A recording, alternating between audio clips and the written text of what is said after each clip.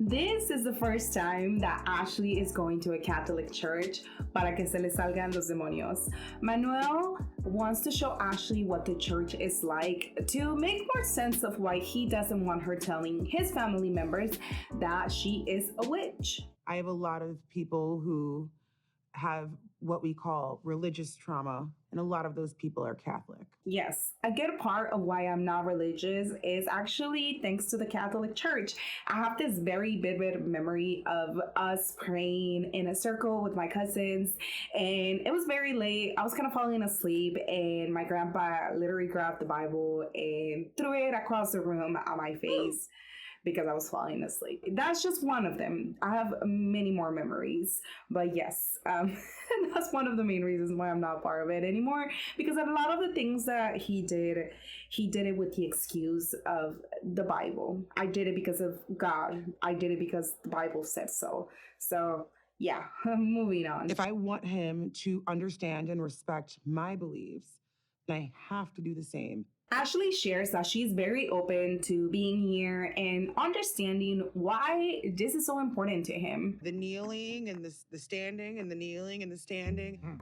I would say that kneeling and standing was one of the most annoying parts to me, but it also makes sense because I know as a child, I found it very boring. And the constant up and down kept me awake, honestly. Of course, production asked the priest to ask her what she does for a living, and here he comes. And he's like, why are you here? And she tells him that she's a witch. So I work as a witch. I work in tarot. I work in astrology. Yeah. He falls down to his knees. At least that's how it seemed. Because the things that she does, of course, are frowned upon in the church. Then Manuel asks the priest what he thinks about them going to visit his family and if they should tell them about her being a witch. He advises them to do it little by little and to maybe just keep it to themselves for now.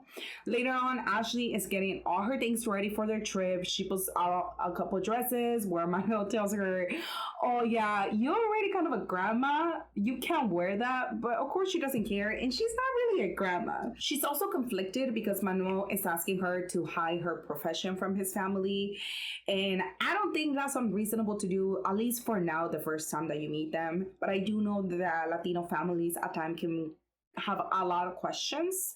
Nuevo York? Newark? Sí. No, Nuevo York. Newark. Y no es a Nueva York. While in the car, Manuel is kind of practicing his English and he's saying, oh yeah, we are going to Newark. And Ashley's like, oh no, we're going to New York. And he's like, no, we're going to Newark. So because of Manuel's pronunciation, they actually booked a hotel and a flight to the wrong place. But Ashley is super chill. She even tells him, I'm not even gonna worry about this right now. My big concern is not being accepted by your family, which... I'm like questioning, how do you even schedule a flight without knowing the address of where you're going to? Like, just put it into perspective. Here's some maps so you guys can see. This is Newark. This is New York. Like, they are in different cities. I think Newark is in New Jersey, and where they're going is Queens, which are about an hour away from each other. I also think it's very funny, the entire situation when Manuel not pronouncing things properly and the confusion between them, because I do that sometimes too. I don't pronounce things properly at times, and even my husband is like, what did you say? And I have to like repeat it, and there's times that I have to spell it out because I don't say it properly, so then he'll like tell me how to say it properly. But like, at least we like fix it within each other, which Manuel and Ashley didn't necessarily do. And also, if you guys really don't mind my mispronunciation of things sometimes, why don't you go ahead and subscribe to my channel? I would really appreciate it. I'm really trying to hit 1,000 subscribers, and this wouldn't be possible without you guys. I am genuinely so close to being able to get there, and it makes me so happy. And yeah, but now let's talk about the tantrum that Nicole had. She is telling all of us what we already knew, that Mahmoud is never going to love her the way that she wants to be loved. So, of course, I feel I might not ever be the woman that he really wants. especially because he's the one in the past with a history of chatting with other girls. And this is the first that I hear about him talking to another woman. I actually have no idea. So she calls him and she's like, "Where are you?" And he tells her, "I'm not going back. I left everything behind for you and you're treating me like this." So she tells him, "Well, good for you. Go find a neighbor woman. If that's what you want, go ahead and do that." Mahmoud tells her that he took a lift, and Nicole's like, "A lift? How do you know what a lift is?" And he's like, "No, I took a left." That's what he meant. Well, on the phone, he turns his ass back around and then they decide to leave together. Mahmoud then says on his confessional that he did look at the girl with the hijab, but not because he wanted her, but because she reminded him of home. While in the car, Nicole also tells him that she's going to be keeping an eye on him, and he's like, "Okay, keep an eye on." In the apartment, Nicole brings up the fact that after yesterday, she realized that he wants a super traditional woman, that she cannot be for him. But is she going to leave him? That would be way too rational. She doesn't want to have Mahmoud delegating what she has to wear and not to wear, or, all the specific clothes, because it doesn't make her comfortable. Then Mahmoud tells her that this is how he was raised, that he wants her to cover herself, even though he says that what she's wearing at the moment is okay. See how you wear now? This is how I change. It's like change. Before, honey, I don't like you wearing short sleeve. You know that. Regardless of where any of us stand on what's considered modest and what isn't, my opinion is that you cannot marry someone with completely different background, religion, or ethnicity without one of you giving up many things that make you who you are. And that's exactly what she did. Tomorrow. The next day, Nicole has organized a dinner with some of her friends so they can finally meet Mahmoud. My friends are expecting you, so are you gonna go? No, Why not? I don't want to go, Nicole. And Mahmoud has decided that he's no longer going because she's showing 3 inches of her back. And how dare she do that to him? This is exactly what was happening in Egypt that I didn't want to have happen here. Nicole says that she gave him time from this morning till now, and Mahmoud says that that's not enough time. The problem with Nicole right here is that she thought that changing the location was going to fix her problems, which is not. And of course, Anytime any kind of difficult thing comes up or any conflict, his way of handling it is to threaten me with divorce. throwing the word divorce is so easy to do. And of course, this is not the first time that he has done this. And it won't stop. Why do you marry a super conservative man when your values and rules don't align with one another? Like, it doesn't make sense. But now, let's cover Sophie and Rob. Last video, you guys dragged me because I said I was on Rob's side. There's times that I really want to be on Rob's side. I didn't necessarily mean that I was on his side, but I guess I just have to watch my words better. Yesterday, actually, did I tell you I went on a date with Rob? Yeah. But it was actually like really sweet. Oh. Sophie is sitting down with her besties, telling them about the amazing date that Rob took her on. Thanks to this, she has decided to invite him to this pool party so Rob can prove himself. Because after one day, Sophie thinks that he has completely changed and she wants everyone to also give him a chance. One of her friends is like, well, people can change, so let's give him a chance. And Kay is like, oh no, Rob cannot change. I see past that pretty little face he puts on. Silvana then asked her if Callum knows about all the things that Rob has done to her, and I guess he does. I was under the impression that he had no idea, and when the girl asked her if Callum came down to Texas for her, she says, oh no, of course no. He travels a lot. And then they ask her, does he have a crush on you? I'm sure you're that big. I know, like, look at the butt. I mean, how could he not? She doesn't say yes, but she also doesn't say no. Rob arrives and he already looks super pissed. And I get that he probably feels like everyone's gonna judge him, that he's probably gonna get dragged by all the girls, especially by Kay. But can you at least look a little happy? When they're sitting down, Kay asks Rob, what he thinks about everything going on. And Rob shares that he knows that he has fallen short with his promises and with Sophie, and that he's now trying to do better for her. I gotta meet some dude who I don't want to meet. Why? My wife has a guy best friend. Okay. Rob is uncomfortable because his exes always ended up dating their male best friend when they were done with him. So, of course, he kind of does feel some type of way. With me. But that's your ex. That's not me. It's life. That's not me. It's life. That's not life. That's It's your life. ex did you wrong. I do agree with Sophie. This is something that his ex did. It has nothing to do with her, but I can also sympathize with how he feels. It doesn't justify his actions and attitude. Oh, hell no. Could have been a lot of any old type of look, but he's that look. Some hot dude. Don't get me wrong, Callum is an attractive man, but he's not like someone that you drop your panties for. He's not like, oh my god, I'm gonna leave my current boyfriend for this guy. Now, I feel like the only reason why he's so insecure about this entire situation is because he knows that he has messed up and he knows that he has done bad things. So now he's questioning, if I did it, wouldn't Sophie do it too? Wouldn't she cheat on me too because I did it? So all of this is just a bunch of, deflecting, in my opinion. But then the moment that Callum sits down to talk to Sophie, we can all tell that he's taking advantage of how jealous Rob looks. Because the way that he was looking at her, it's just so funny to me. Like, I feel like he was trying to upset him a little bit. Like he probably thinks he's better than me. It's definitely boiling over of how much I can take. And I mean, we all know that he probably is better than him. At least we don't know him. So then he sits down and they start talking about how beautiful and amazing Portugal is. Sophie even says, oh yeah, I want to take Rob there. And instead of Rob being like, that sounds awesome, he goes, oh yeah, what's so fun about Portugal? Like with a horrible attitude and sounding very passive aggressive. When Callum asks her how things are going between them, Sophie's like, Rob, answer it for me. How been what? I want some honesty here as well. We're working our out. Yeah? Yeah.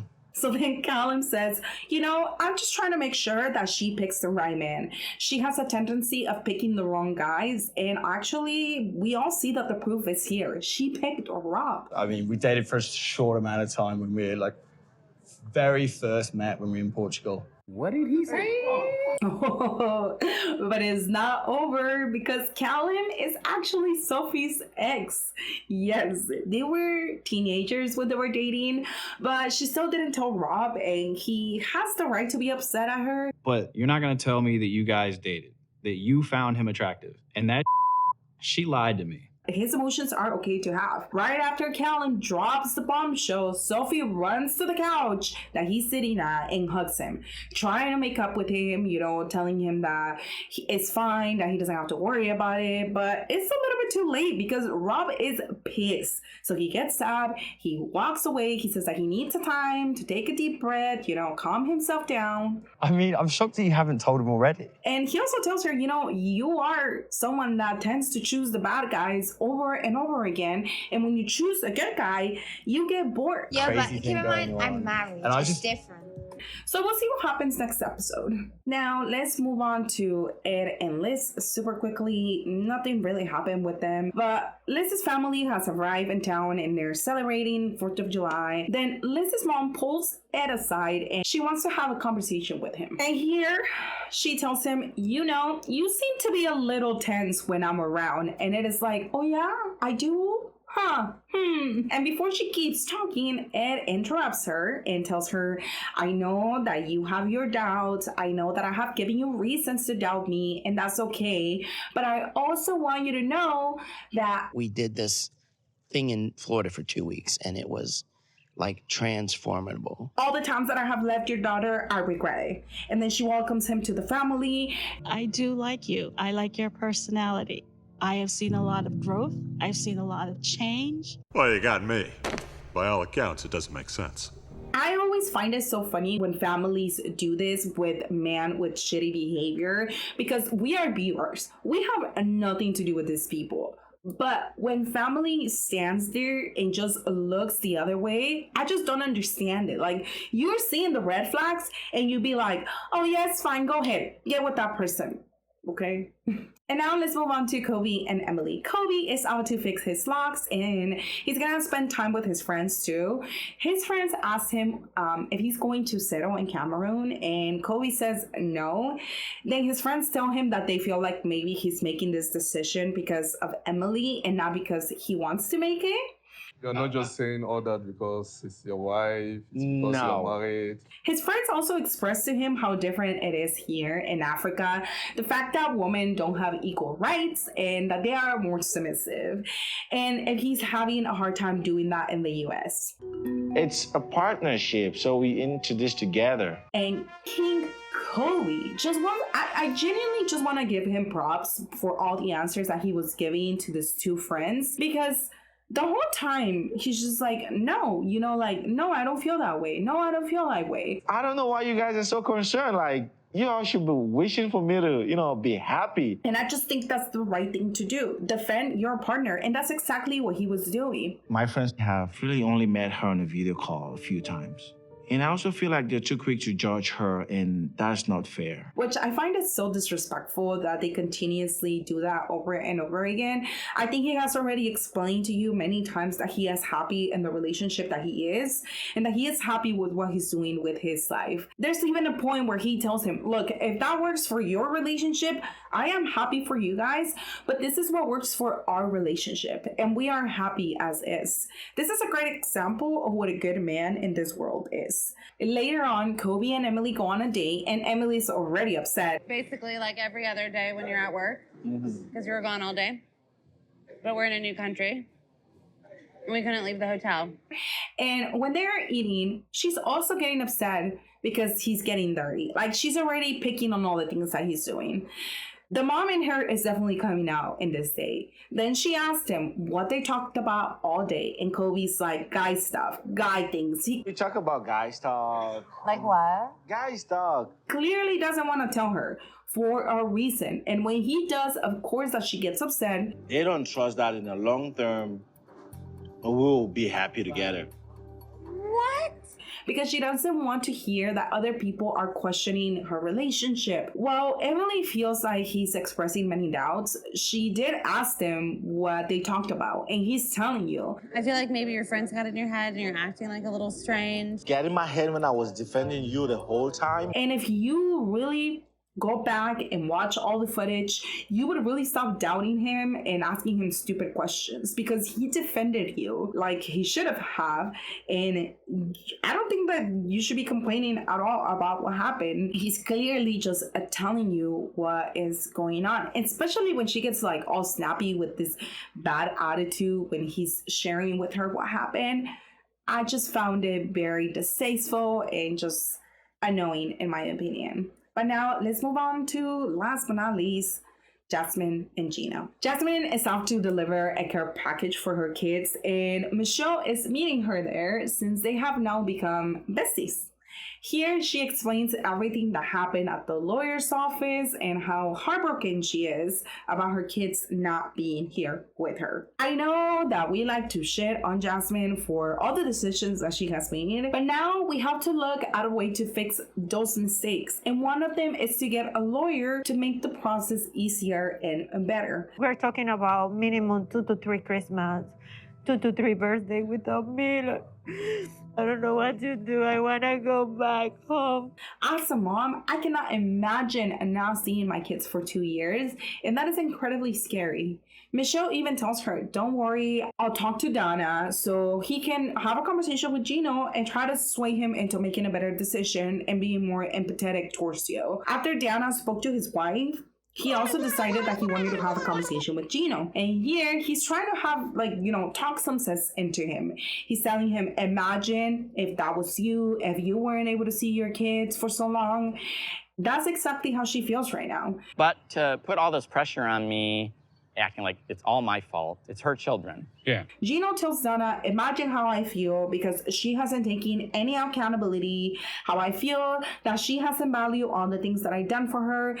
I brought her to the US, I paid for her life, for her implants. I don't feel like she appreciates what I did to this point, and I've done a lot for her. And listen, I get it. I understand that Gino did a lot of things for her, but at the same time, Americans, when they bring a foreigner over, you guys just can't keep rubbing it in that person's face that you brought them to the US. Like, you brought them to the US because it also benefited you to have them here with you. You didn't just bring them because they wanted to come. You brought them because it benefited you for them to be here. And you also have to take into account that that person has had to make a lot of sacrifices to be here with you. I know that the process between Jasmine and Gino has been extremely different than others have, but you can't continue to do that over and over again. 11 years old, the kid still wants to hug you and love you and cuddle with you and stuff. And she's missing those precious years of their life. You need to do something about it, but he's still holding on to the idea of not paying the lawyer for the process. Gino's logic is that it is still going to take at least 8 months, even if they do everything properly. So paying for the lawyer is not going to make a difference. First of all, I don't have $5,000 to pay for a lawyer. Wait, you don't? You don't have that money? Yeah, I've already spent enough on the wedding itself. Because he knows how to do it. Dana tells him, well, there's things that you need to prioritize, and bringing her kids over is one of them. Michelle told me that Jasmine is seriously considering going back to Panama. Gino cannot believe it, because this is something that she usually does, where she threatens him over and over again and then doesn't follow through. We all seen it. But now it's different, says Dana. He really feels like she's going to leave him. So are you looking forward to seeing the wedding pictures today? I'm quite sure she did an amazing job. So now, after they have those two conversations, they are off to picking up their wedding photos, and you can tell that Jasmine has been going through a lot of stress because her alopecia has flared up again, and you can tell that she's losing hair. And thanks to all the stress that she's going through, she's not in a good place.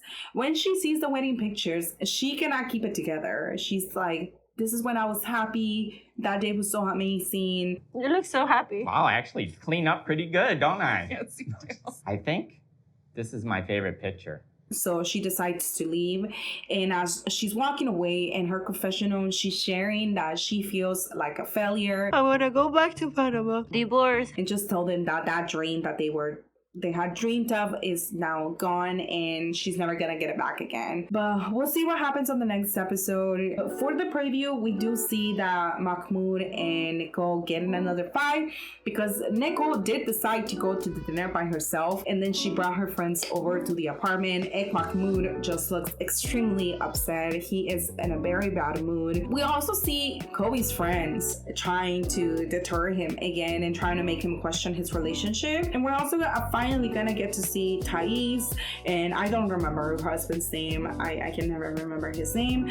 And I'm still waiting for Lauren and Alexi. Like, where did they go? Where did they go? But yeah, that's it for today, guys. Thank you so much for watching. Thank you so much for being here. To all the new people, I appreciate you so much. You guys have no idea. Don't forget to drop a comment and tell me what you guys think about this episode. I love reading what you guys have to say about everything in general. Even if you disagree with me, I genuinely love reading your replies and reading your comments and just understanding what other people's perspectives are on this entire disaster of 90 Day Fiancé. So don't forget to leave a comment, leave a like if you like this video, and yeah.